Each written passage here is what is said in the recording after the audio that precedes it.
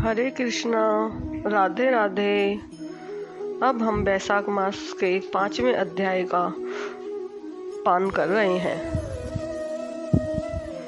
नारद जी कहने लगे, हे राजन, वैशाख मास सब धर्मों, सब प्रकार के तपों, सब महीने और सब दानों से अधिक क्यों है? सो सब है महाप्राज्ञ, अब मैं तेरे सामने कहता हूँ, तू ध्यान से सुन। जब सब युगों का अंत होता है, तब सब देवताओं के राजा शेषशाही विष्णु भगवान संपूर्ण लोक और जीवों को अपने उदर में समेट प्रलय के समुद्र में शयन करते हैं और योग माया के प्रताप से अनेक होकर भी एकता को प्राप्त होते हैं। एक दिव्य निमेष व्यतीत होने पर वेद प्रार्थना करके भगवान को जगाते हैं।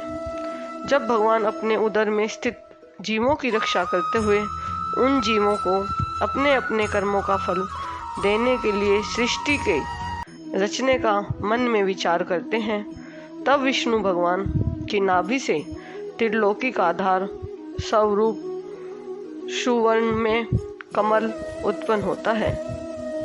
उसी कमल में से विराट पुरुष रूपी ब्रह्मा उत्पन्न हुए।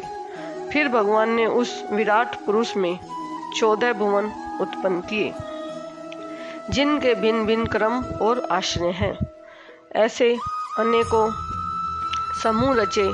फिर सत रज तम 3 गुण प्रकृति, मर्यादा और भुवनों के स्वामी रचे। तत्पश्चात वर्णाश्रम के विभाग कर धर्म की कल्पना करते हुए चारों वेद, तंत्र, स्मृति, पुराण तथा इतिहास रचकर धर्म की रक्षा के लिए निमित्त इनके प्रवर्तक ऋषि प्रकट किए।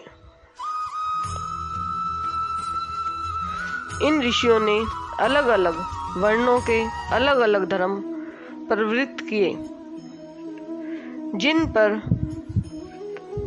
सब प्रजा श्रद्धा करने लगी। प्रजा अपने अपने आश्रमोचित धर्मों में लगी हुई है या नहीं, यह देखने के लिए साक्षात अविनाशी सर्व अंतर्यामी भगवान चिंता करने लगे। यह वर्षा काल मैंने निर्माण किया, इसमें सब प्रजा कीचड़ आदि में फंसकर दुखी हो रही है, जिससे सब धर्मों को नहीं कर सकती। यह देख क्रोध उत्पन्न होता है। मेरे देखते कोई दुख नहीं पाए, अतः उन्हें देखूं। शरद काल में सब खेती में लगे रहते हैं, इससे पूर्ण रीति से धर्म नहीं कर सकते। कोई पके फल की अपेक्षा कर रहे हैं, कोई वर्षा से पीड़ित है, कोई शीत से दुखी है, अतएव धर्म नहीं करते। इन्हें देख मुझे शेष उत्पन्न होता है। इनकी उल्टी गति देखकर मुझे संतोष नहीं होता। हेमंत ऋतु में सर्दी के मारे कोई प्रातःकाल नहीं उठता। सूर्योदय से पहले न उठते देख मुझे क्रोध उत्पन्न होता है। शिशिर ऋतु में भी प्रातःकाल के समय शीत से पीड़ित रहते हैं तथा फसल पक जाने की प्रतीक्षा करते हैं। फिर जो मनुष्य जाड़े के मारे प्रातःकाल स्नान करने के लिए केवल सोचा ही करते हैं, उनका शुभ कर्म लुप्त होता जाता है, जो कभी पूरा नहीं होता। यह समय परीक्षण का नहीं है। ऐसा विचार कर भगवान ने बसंत ऋतु को संपूर्ण पातकों को निवारण करने वाला माना है। यह ऋतु स्नान, दान, यज्ञ, क्रिया, भोग और सब प्रकार के धर्मों का साधन करने के लिए बड़ी अनुकूल है।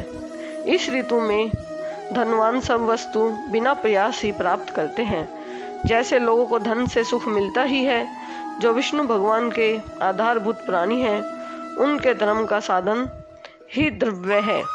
बसंत ऋतु में संपूर्ण द्रव्य प्राणियों को सुखदायक होते हैं। दान योग्य, धर्म योग्य और सब कुछ भोगने योग्य निर्धन, लूले, लंगड़े, व्याकुल और महात्माओं को संपूर्ण द्रव्य और जलादि सुलभ है। इसमें संशय नहीं है। मेरे प्रियजन, इन द्रव्यों से अपनी आत्मा का हित साधन करते हैं।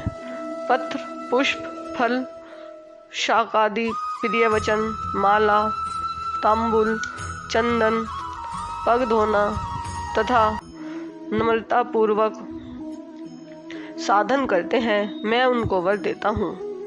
ऐसा कहते हुए विष्णु भगवान लक्ष्मी सहित चारों ओर वनों को देखते चले, जिनमें अनेक प्रकार के फूल खिल रहे हैं, जिनमें हष्ट पुष्ट प्राणी रहते हैं और मतवाले, भ्रमर और पक्षी विचर रहे हैं। ग्रामवासियों के बहुमूल्य आश्रमों के आंगन, उद्यान, स्थल लक्ष्मी को दिखाने लगे। उनकी देवता, मुनीश्वर, सिद्ध, चरण, गंधर्व, किन्नर, नाग, राक्षस सब स्तुति करते हैं। वर्णाश्रम वासियों के घरों में जाकर मीन की संक्रांति तक लक्ष्मी और सब देवताओं और मूर्तियों सहित भगवान रह करके लोगों के कर्मों का निरीक्षण करते हैं। धर्माचरण वाले पुरुषों की मनोकामना पूरी कर देते हैं और आलसी लोगों की आयु और धन आदि को हरते हैं। जो बैसाख में भगवान की पूजा करते हैं तथा उनके चल मूर्ति रूप साधु महात्माओं की सेवा करते हैं तथा अन्य महीनों में नहीं करते, उनके अपराध को भगवान क्षमा कर देते हैं। जैसे अपने देश में आए हुए राजा को देख उस देश के निवासी मनुष्य बहुमूल्य भेंट पूजा लेकर राजा की पूजा करते हैं, तब राजा पूजा के आकार आदि द्वारा यह जान लेता है कि किसकी सेवा पूरी है, किसकी थोड़ी है। उचित पूजा होने पर प्रसन्न होकर निश्चय ही उसे मनवांछित फल देता है और जिनकी पूजा सेवा ठीक नहीं उन्हें दंड भी देते हैं। ऐसे ही विष्णु भगवान वैशाख मास में जो अच्छी रीति से पूजा करते हैं उन्हें मनवांछित फल देते हैं और जो नहीं करते उनके धन आदि को हर लेते हैं।